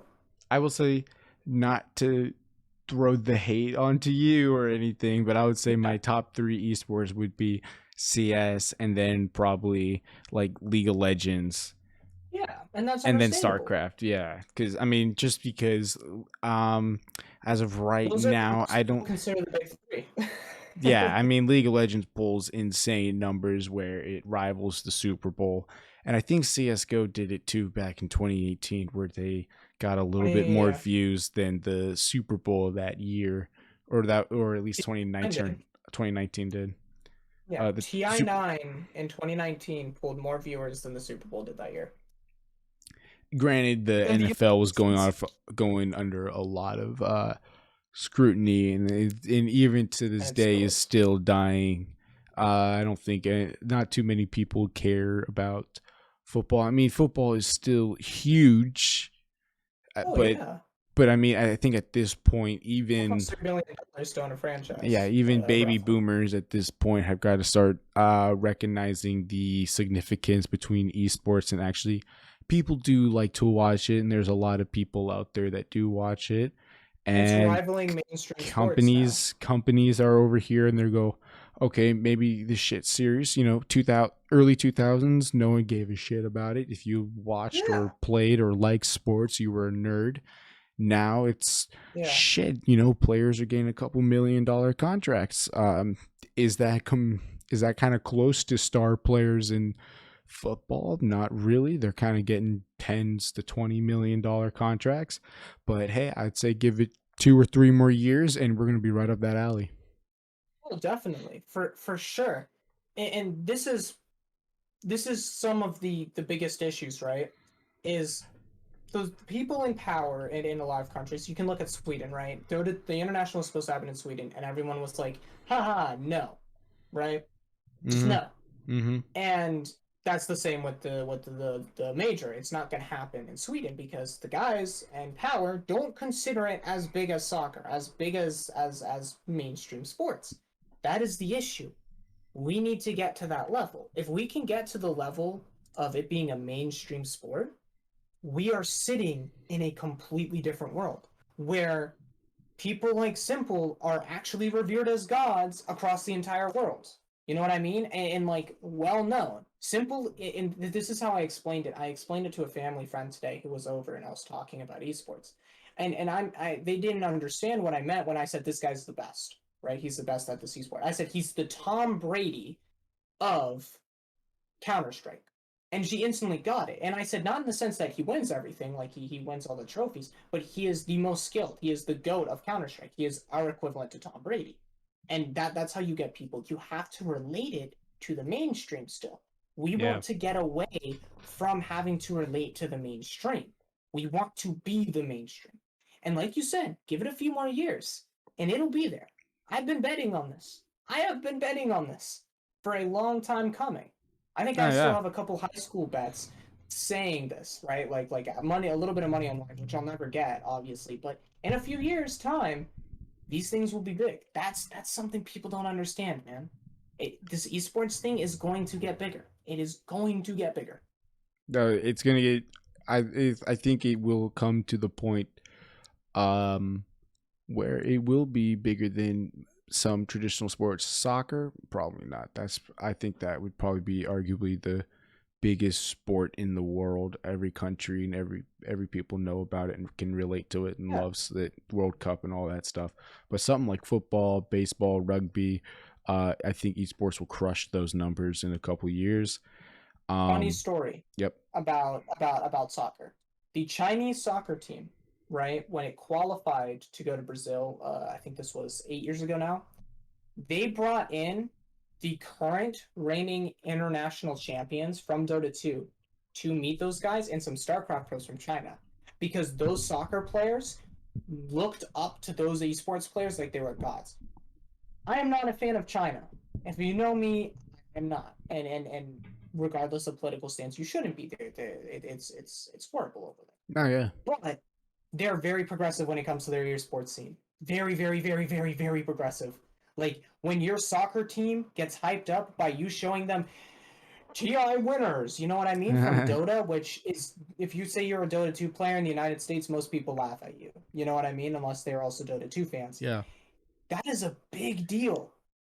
So And I it's the same. We thought it was the same in Sweden. The Swedes and the Danes were very very up like very very like importantly up there when it came to they're very far ahead when it comes to esports. They have entire schools. I mean, the UK is getting on it. There's the Pasha London School of Esports. You know what I mean? Where he just teaches Counter Strike to a bunch of high schoolers. You know, so esports is getting to that level in the United States. For us trying to be such a progressive country, we should really start looking into this a bit more. We should start bringing this to the public school system on a regular basis because this is something people don't understand. This is a very big myth and stigma. Counter Strike, a realistic shooter game, does not make kids more prone to violence. It has the opposite effect. It teaches them how dangerous weapons can be. Shooters like that do. I wholeheartedly believe that. Granted, there are a few cases where that doesn't happen, but as a majority, that is the truth. I got my mom to believe this. And my I mom hates video games. I right now, this is just me kind of spectating, looking at numbers here and there. I don't do it, regular or anything like that. But you can see this, 2001 to like I would say maybe 2015 numbers in esports in general has Yeah. never been great. Of course, when League of Legends, I forgot when it came out. I think 2012 or something like that. It 2013. was 2013. I mean, that game was just kind of. I honestly want to say it was kind of huge right off the bat. I mean, Yeah, I think the it first or the second like original. world championship, they had like Imagine Dragons playing like a concert in the opening But ceremony. then again, Imagine Dragons weren't as big as they were at the time. True, but I mean, League of Legends came out in 2009. Excuse me. The okay. original League of Legends came out in 2009. So yeah. So I will say, I think we all agree that 2020 was a shit year and COVID really fucked a lot of things up for everybody. But I will say, I think in 2020, if you look at the numbers, like, it was already kind of rising in general. But I think when COVID hit and everyone was staying at home, I think gaming companies like Valve, Riot, Blizzard, all of them, they took actually that and they made the best out of that situation, took advantage of the situation and really pushed esports in everybody's face as much as possible, whether it was like advertising their game, releasing new content. Like, think about it, like Valorant came out during COVID. CSGO dropped their battle pass, Operation Broken Fang. World of Warcraft, Blizzard of all people, they dropped Shadowlands during COVID. Blizzard was smart enough to actually do something. Blizzard, a freaking Activision, or like absolutely company that's killing one of the best MMO games out there. Yeah, was able to do something, and you can just see like this steady, huge rise. I mean, simple, like I think it came out like his contract's like $2 or $3 million right now. Like you can see, and that's because Navi has the money to spend it because esports are getting bigger and bigger. I don't think there's any denying that it's going to be bigger than traditional sports at some point. Yeah. And Blitz brings up a good point in the chat. I'm looking at chat real quick, and he says in video games the competitiveness of the game causes the violence, not the content that's in the game, and that is very true. That also reminds me of Blitz is a very good basketball player. He is a freak athlete when it comes to everything he does athletic, including esports, including actual sports, well, mainstream sports. We shouldn't say actual sports. We should say mainstream sports. He actually suffered an injury while playing basketball. He is 14. When he was 13, he suffered an injury while playing basketball that if he didn't get a surgery would have left him crippled for the rest of his life. You don't see that in esports. You don't see a 13-year-old kid get crippled for the rest of their life, not be able to use one of their legs for the rest of their life, playing on a mouse and keyboard. Maybe they get carpal tunnel, but they're not going to suffer as much as Blitz possibly could if he couldn't have afforded that surgery. So a funny thing, talking about injuries and stuff like that, all of my coworkers where I work, they're all huge sports fanatics, which is fine. I'm not a sports fanatic in any sense. I used to watch football when I was younger. Sure. I hate football now. I don't watch anything. I don't watch any sport. I don't give a shit about any of it. But I remember we have these debates every now and then at the workplace. What's better, esports, sports, blah, blah, blah. And they're fun conversations to have. And I remember my buddy, Drew, he goes, well, say what you want, but in the end, it's not physical like sports. And I said, I will never make the claim that you have to be, super physically active. It's as physical as football or something like that. Like just in Counter-Strike regarding. Yeah. But I will say, not toughness wise. I want to point that out. Not toughness wise. Exactly. And I will say this though, as much as I'm not trying to argue that you have, it's as physical and you have to be a insane freaking Olympic athlete to play in these sports, which they do, in almost every sport like soccer and football, but you do have to stay in shape if you're going Yeah. to play video games for a living, whether it's CS or whatever. And I think I didn't really realize this as much until Astralis. I think the esports talk made this video on Astralis, and they really They brought did. it to light where the Astralis team, The one of their physical- biggest problems is their physique, really, Physical health. and physical their health, and that because they're just sitting there playing, not working out, it was causing a lot of mental problems for them, and they couldn't really focus on Yeah. the game. And once they started working out, they got a athletic director and stuff, and they started training and actually, not like I said, not bulking up like a freaking linebacker or anything, but they were staying in a healthy shape. They started playing Exactly. better, and that's why they're the best freaking team. They were the best team in the world for like 2 years. And I Yeah, will they're say, the greatest of all time. exactly. And I remember Comes to it teams. also comes down to not just performing better, but it helps you perform better, but it also prevents future health risk, which Flom was talking about, as well Yeah. as, I'm going to butcher the hell of his name, like Houdini, whatever the hell. He's a YouTuber, CS YouTuber, who actually suffered a back injury and had to have the plates surgically removed and put like a plastic one or something like that. But he had a really bad back disease, and he actually couldn't sit in his chair for like 6 months. So he was like not uploading YouTube videos for 6 months. But it wasn't until, and he came back and he said, well, all I did was play CS every day and make YouTube content, because that was my job. That's what I relied on. And I did that for so long, my back developed problems. Going back to Flom, he got like some like bone marrow deficiency, I think it was. He did. Something with his bone marrow. In a dark room, just playing Counter-Strike 24 hours a day on stream, trying to grind. Yeah. So everyone's got to, if you're going to play video games, you have to stay active. Even if you're a casual player, it's not even just a competitive. Because I mean more so for the competitive people, because they're doing it 8 to 10 hours every single day.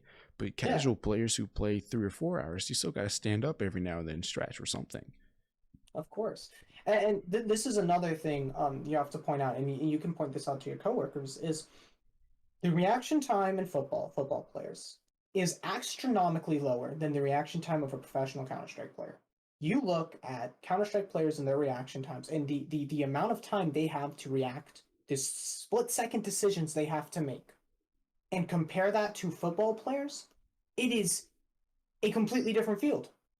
Yeah. Counter-Strike players rival hockey players when it comes to their reaction time and their awareness of situations and how quickly they react to a certain situation and how quickly their decision makings are made. It is at the point where Counter-Strike players were testing higher than the United States Air Force fighter pilots when it came to their decision making times, their reaction times, their critical thinking timings. And we're talking about guys who fly planes at G4 speeds on a regular, who have to practice dogfighting at insane high speeds where a microsecond could change an entire thing. And Counter-Strike players on the regular, professional players on the regular, majority of them were testing higher than the pilots they were using as a sample. Funny thing that is insane. Funny thing that I did bring up. Funny thing that I did bring up, kind of going back to Blitz's injury, is that in sports, like if anyone has gone to a high school, there is always, like, during sports seasons, there's always someone in crutches, from a torn hamstring, a fucked up knee, a broken hand. People get injured significantly more than esports players because they're not freaking bashing heads, tackling each other, and doing all this stuff. Like, look how many martial art, like people from the MMA and boxing as well, that after their career, you can't even understand. Like, look at Mike Tyson. You don't understand half the stuff he's saying. It's just it's just wrong off the tongue. They can't even speak because they suffered so much brain damage because they're just mushing their brains. As well as football players, they're always banging into each other, and every time you do, your brain is just rattling inside, banging against the skulls, front and back. You're giving yourself like a mini whiplash in the brain. You're just scrambling it. So And then people wonder why these people suffer from mental issues and are prone to violence and are prone to all these things because their entire lives, especially if you're a pro NFL player, is I must hit this guy as hard as possible to take him down. It's not healthy. Whereas in Counter Strike, if you're at that professional level, you can still have that relationship like CS is my life, CS is my life, but it doesn't it does some in some places it can have a bad mental health effect if you're not in the right mental state and everything, but if you're at the highest level they have all the coaches in an entire team around you. This is not just 5 players and a head coach. This is like teams of physical therapists, mental therapists, all these people, psychologists who are there to help you be in the right mindset. Because if you've never played a game of a high level game of Counter-Strike like what I've been casting recently at Epsilon League and everything, like the Team Skyline versus Pug Demon Academy match, sometimes in 2 seconds, 7 kills happen. And just I a need to keep up with that as a caster. And the players, and as an IGL peak, you need to instantly, okay, my teammates died. Like all these people differently died. Now what do I need to say to get the round one? And that is repeated over and over and over and over for hundreds of rounds. Like it is not maybe physical toughness game, but it is mentally, and when it comes to your timing, your critical thinking and everything, a completely different spectrum. It is so harsh on those physical parts of the body when it comes to quick reaction time, comes to quick critical thinking, that is completely different. And yes, you do need to stay in shape to become to make it at the highest level. That is why I'm like as one of Blitz's closest friends, I think it's okay that he also plays basketball and all this stuff. While I don't think it's good that he's already been crippled from playing basketball, I can't be upset that he has been playing all these different sports and then also playing Counter-Strike because it is good for his physical well-being and that helps your mental health. Being physically fit helps your mental state. Your body feels better as a allows more whole. blood to go to the brain. Exactly. That is exactly the point. And we need to move on and finish up with our last 2 points here. But Well, before we do, I just want to make a yeah, Z yeah, Kid, yeah. my younger brother again. I do remember this. 2 days ago, he actually tore his hamstring doing martial arts. He was trying to do an aerial. Like even just Yeah. practicing in sports, you can get injured. I actually remember from my personal experience, my freshman year, last practice of the lacrosse season, we were having a practice, and I'm a defender. I picked up the ball and I was running across the other field, and I got illegally checked in the back, and I fell straight on the left side of my head, or sorry, right side of my head, excuse me, and I got a concussion for like a month. Like sports Yeah. are dangerous.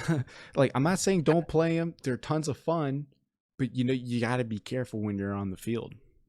But when you're in a high school and you're this is my personal experience, and I want to harp on this a little bit because I'm still a little peeved about this. When you are in a high school and you're being told no, you cannot play first person shooter because it's too violent, and then half your football team has injuries and your football team is being commended on the daily for running into each other and breaking each other's legs and fracturing bones and everything. Seriously? Seriously, we're gonna say, oh, physical pain is okay. Watching people get physically hurt is okay. But the slim chance that someone gets mentally ill from playing a first person shooter is completely different. It's fine. It's fine. It's totally fine. We'll allow people to actually break their bones and completely alter their body for the rest of their lives, but we won't allow people to play a game where they can have fun with their friends mainly, but also be competitive. Because there is the majority of kids in high school don't want to play basketball, don't want to play football, don't want to play these mainstream sports because you have to be physically tough. But Yeah. if you give the opportunity to play an esport, to get that competitive itch, to get that feeling of being part of a team, but in a completely different sense, in something where most kids have played video games. Not most kids have played football or basketball or soccer. You could completely change a kid's life and make their lives so much better from getting the same experience as on the football team, but without risking the physical injury. Yeah, and also before I forget, um,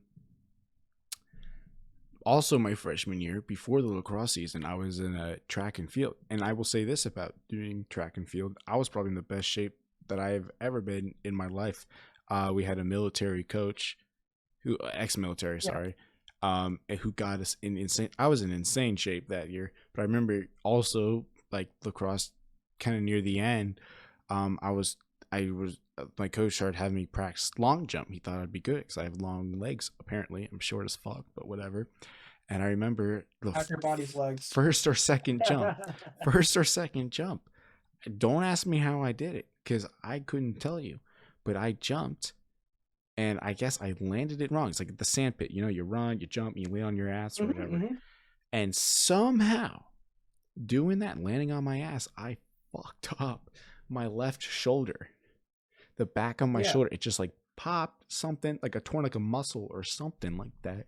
And I remember I was in this huge pain. And I remember the freaking dirt doctor or whatever there put like ice packs on me. I remember I had to go to physical training for like a month for that. Like, Yeah. sports is fun. It can put you in great shape. I know it definitely did for me. But at Yeah. the same time, you know, like, which one's really more violent? Like, freaking Exactly. And 250 similar pound story to dudes you. slamming heads and running into each other, or dudes just sitting by a computer playing video games. And actually, I'm not going to say it like teaches you a bunch of like real life situations and blah blah blah or whatever, but what it does teach, helps you at least, is decision making, Yeah, critical making thinking, fast decision making. decision making, Exactly. especially for me who played literally every single role in Counter-Strike there is at this point, but mostly Me as well. IGL, and focusing on it. You have to make split second decisions, and sometimes you don't know what's the right one or what's wrong, but And you also just the got to make teamwork it. that's involved. The team, like what people don't understand is the teamwork that's involved. Yeah, you might have 11 people on a football field up against another 11 people, and all of them have to work in tandem. But in Counter Strike, you can't have 5 individuals on the football field. You can have one really good quarterback, 2 really good wide receivers, and a decent rest of the players, and let those guys carry. And that's the same in Counter Strike for a sense. But if the team doesn't work well together, you're not gonna win every game. You could have 5 decent players who work really well together, beat the best players aim-wise in the world who have no cohesion. And that's not the same in football. And football is dominated, for the most part, by the most skilled people. The same in basketball. That's the reason why LeBron James is considered one of the best basketball players of all time, because he dominates the court all by himself. Doesn't matter who his teammates are. and He doesn't need their help. and You don't have that in Counter yeah. Strike unless you're one of a kind, like Simple. But he is such an outlier. It's insane. And kind of going to the tournament we just finished up, Epsilon season 2, like you can see which teams had better, or I guess worse, teamwork, really. I mean, Yeah. I didn't watch, I'll be honest, I didn't see that much of Trine really, but Aim Monkeys I Trine did watched not a have the lot. most skilled players. Trine did not have the most skilled players in the tournament. They were not a skill-based team. But Smiley's they had insane though. such Smiley's insane. Smiley is an insane player. I agree. He is the star player of that team. But that team worked best because of their teamwork. That is the reason why they were able to beat A Monkeys twice. That is the reason why Team Skyline beat Pug Demon Academy. Because Team Skyline had better teamwork. Pug Demon Academy was 5 individuals trying to play together, whereas Team Skyline was a well-oiled machine that just didn't click all the way when it came down to that. A Monkeys were a better team altogether, better individuals altogether. But Team Skyline and Pug Demon Academy, while Pug Demon Academy had the better individuals, they didn't have the better teamwork. They couldn't beat Team Skyline, I which I know you're a part of Team Skyline, but yeah. that's just me pointing it out. The game Watching is A so Monkeys team-based. watching A Monkeys is honestly so entertaining Mm-hmm. because they do one of two things every single round. They either demonstrate their teamwork to a skill that I feel like not even Trine can compete with. Yeah. or they try so hard they completely overthink it, and next thing they know they get absolutely fucked that round and they kind of throw it Hmm. because they're thinking so tactically and stuff. But that's why it's so fun to watch an A Monkey game. Like watching that I remember I was reviewing the demo when they beat us in the upper brackets in the early Yeah. Yeah. stages of the finals, and I was watching it, and like you see some of the stuff that they're doing like mid game is like, dang, honestly, like if I'm just being honest, uh Team Skyline, us, we couldn't do that kind of stuff. And then I was kind of watching their game of Trine, and they were complicating it so much. I feel like it was either so complicated to the point where maybe some of the players didn't know what they were doing, or they complicated it so much that it was so complicated it didn't really matter, and the other team just Yeah. kind of clicked the heads, sort of thing. I Yeah. mean, Smiley went off that series in the grand final, and Oh, yeah, some of definitely. and I mean, it was sort of a new roster adding Bliss to their team. They had genuinely two actual practices with Blitz before the tournament, before the grand final. If I was A Monkeys, I don't know if I would have thrown Blitz in. Like, I mean, respect, we just added him to our roster and he didn't play a single game. He came close to playing one because we thought we might have.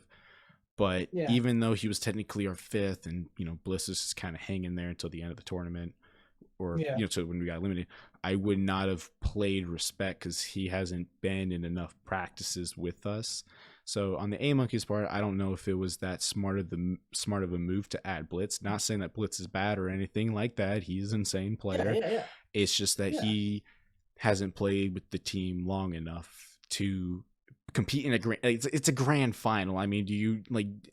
I would not have put, if we made it to the grand final, I would not have traded out Blitz and thrown in respect. A, because the only reason why I was in the tournament to begin with was for Blitz, and B, it's not a smart move. Even though respect, I would say, is mechanical wise is probably around Blitz's level. I would not have thrown him in to that just Yeah. because Blitz has played with us for so long. I mean, I've been a teammate with him for almost 2 years now, and Yeah. I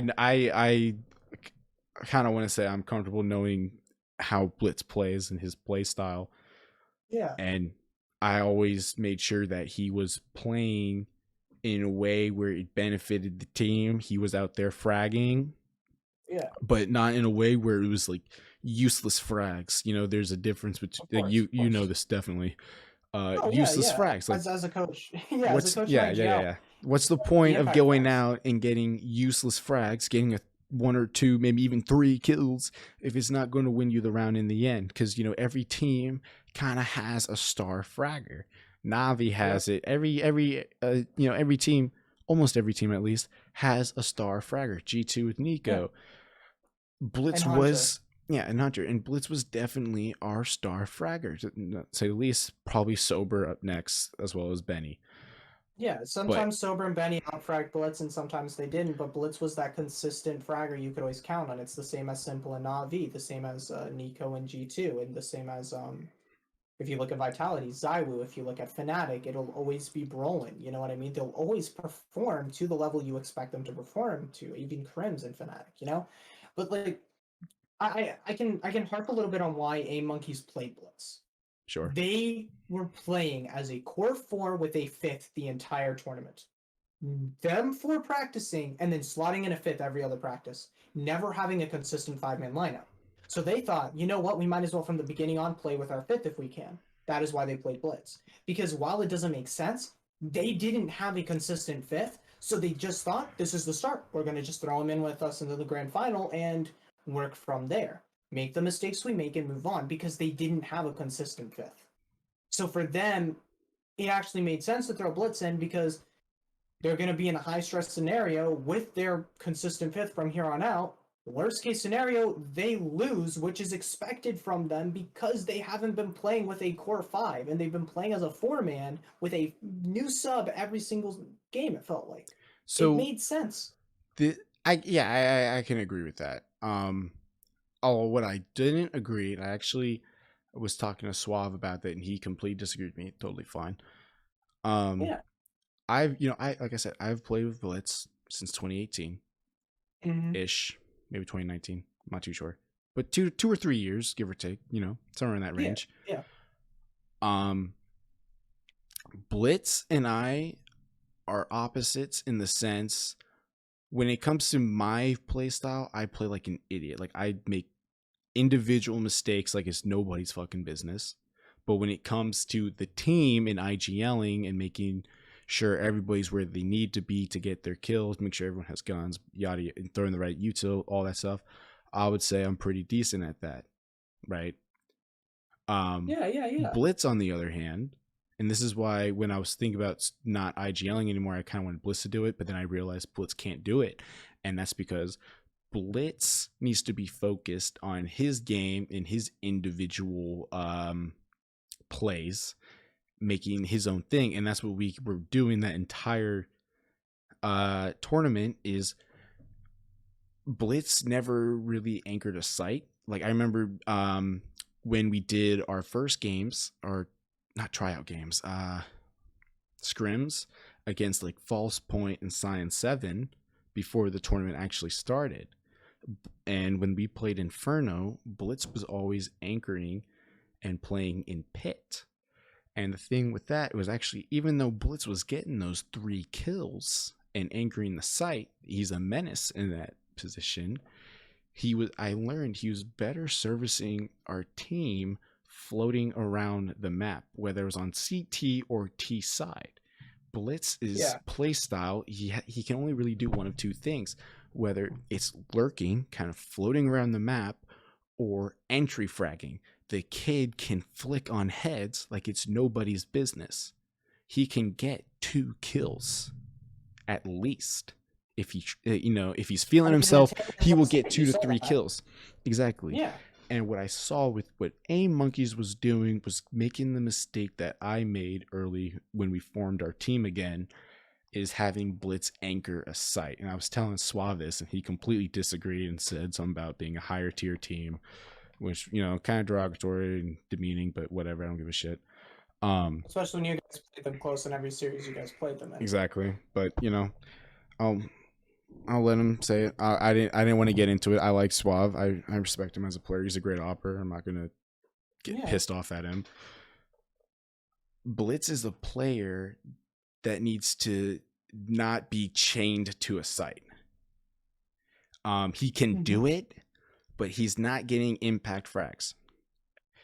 His impact is when he is allowed to move freely across the map on CT's side, and on T's side, you either want that kid lurking or you want him entering. Right? Yeah. And I told Suave this, like, T side doesn't really matter. He's got to do one of 2 things. They said they don't like a lurk, whatever. Have that kid entry. Have him entry every site with a good flashbang behind him, with things smoked off. Let him know what is smoked off so he knows what to check and what not to check. I guess not to check, but what's less important to check first. Yeah. He needs to feel in control of how he's playing. An anchored player like Sober, for example, on our team, he almost always anchored on B Mirage when I was playing Cat. And he is a player that will win those raw one-on-one duels. Sober is insane when it comes to that stuff, and that's what he's been doing. Blitz knows how to put himself in a position where he will be behind the enemy, or if he's in front of him taking on those duels, he can get 2 or 3 kills, but he will take those one-on-one. He'll peek one, peek and wider, peek is wider even more. Second that, Blitz has amazing game sense when it comes to his individual play. He can't multitask 4 players, and that's why he never IGL'd for us. We tried it like 1 or 2 games, absolute disaster. But when he's in control of himself and he's not worried what other people are doing or where they are, he just give him the information where the team is, and he will find a way where he will pick off 2 or 3 of them before they even get on the site. Suave completely disagreed, and he wants him anchoring a site. I told him it's gonna Suave hurt. also isn't the IGL. Okay, so first off, Suave isn't the IGL, and when it Yeah. comes to the team, I'm gonna become the coach of A Monkeys. I've been public about this, Yeah. but they didn't use Blitz properly in the grand final. No, not at all. That's plain and simple. They didn't use him properly. They don't know how to use him yet. The same with the mistakes you made. Eventually, they will realize how to properly use all the pieces to the puzzle, like Team Skyline did. And who knows? Maybe it doesn't work out and Blitz goes somewhere else. There's always that opportunity. And not to say that A Monkeys won't work out, but there's always that chance. And as much as I love the guys at A Monkeys, the system has to change to bring a player like Blitz in. Because you cannot just throw him into a support role. That is like taking Simple and saying, throw the flashbangs for Zeus. It doesn't work. Yeah. It doesn't work. He... Suave is an amazing player, but he has no reason in saying this is how we should and shouldn't use Blitz because he's an opper. He hasn't been in the position that you and I have been in multiple times. I have been in IGL for a few years now. I have coached multiple teams, multiple iterations of Team Skyline. Blitz needs to be used in a way where he can be an impact fragger. If you say like a secondary fragger into the bomb site, those kinds of things, a lurk, something like that. But A Monkeys is a work in progress, and bringing in a new player when they haven't had a consistent fifth, things are going to change. And Suave is a guy who most of the time just wants to go, I disagree to disagree. Because that he finds that funny. So that's another thing to go on. But we've been at this for about 2 hours, Jack. Do you want to move on to what we have left to handle, or do you just want to end it up here? Because it has been about 2 hours now. I mean, we can mean, go I- on as long as we're feeling it. I don't care. I I'm think happy to keep it is talking. a good podcast. I mean, for episode 1, I mean, it was great. I mean, I'm pumped for Epsilon season 2. I can't wait. I'm interested to see how A Monkeys is going to be playing Blitz. Yeah, they're definitely going to come back for that. Is season 2 starting up right away? From what I was in the VC with Fonez yesterday when we were getting ready for our 10 mans, and he said that season 2 will start as soon as they have 12 teams registered. I think as of now, to the best of my knowledge, there are 3 or 4 teams registered. Yeah, I know it's like Trine, A Monkeys, TSL, and I think that new team that's like Nova's new team or something like that. I think Pug Demons is also coming back.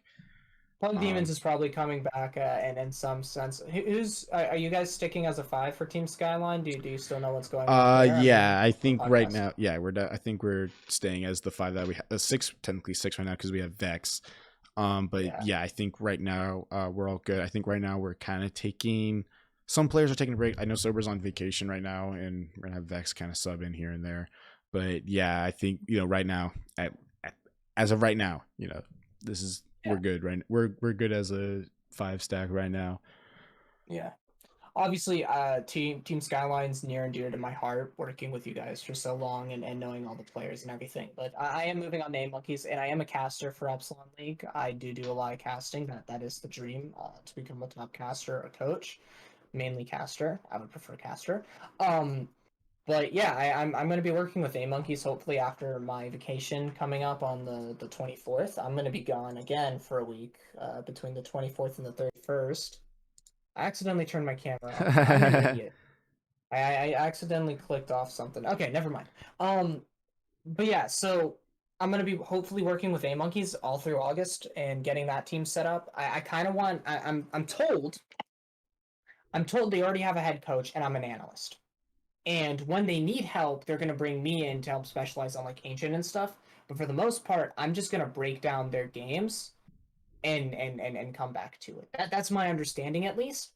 So I still need to work with A Monkeys guys. I've been real busy. Like as you know, Jack, I've been real busy this month. I think I've been in and out of here.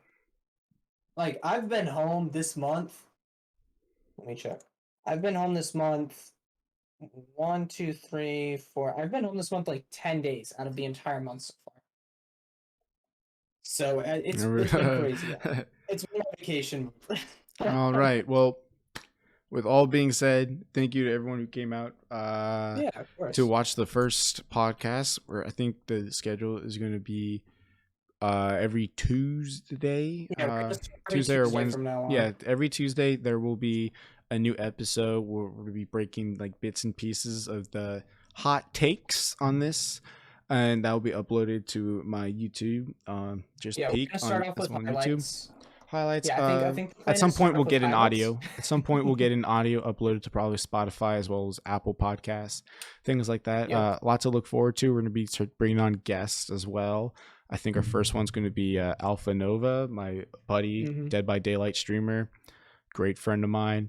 A Team Skyline guy. Always Yep. happy to have them on. He's not actually not part of TSL. He's doing his own thing. Oh, he's not. He Oh, should okay. he should be part of TSL. We got to give him shit He for that. should, He man. should be, but he was on he was We'll push it to him. he was on Upshot for like GG for like a month or something like that, some other org. Yeah. He's got to get his ass on TSL, so we'll give him shit for that. But yeah, thank you everyone so much for coming. To sponsor the podcast, man. Yeah, exactly. we're gonna bring in guests all the time, so thank you. Yeah, we've got a couple people already lined up. I know for a fact I've got Blitz lined up. I know he's gonna be willing to jump in here and talk about the podcast Talk for a his shit. while. I know. Yeah. I know we can probably pull in Redox. Very, very smart guy. Really part of Pug Demon Academy, but he has a really good background when it comes to the whole esport, like whole gaming side of things. And I could get a bunch of guys in here if I really want. Oh to yeah, really we'll have get this podcast plenty going. of episodes to come. Thanks everyone. If you're not followed, go ahead and drop a follow. Yeah, please. We appreciate yeah. it. Subscribe. If you have your Twitch Prime, use it. Yeah, exactly. Check and see if there's a Twitch Prime. Use it. All right. Thank you so much. See you next time. Yeah. Bye.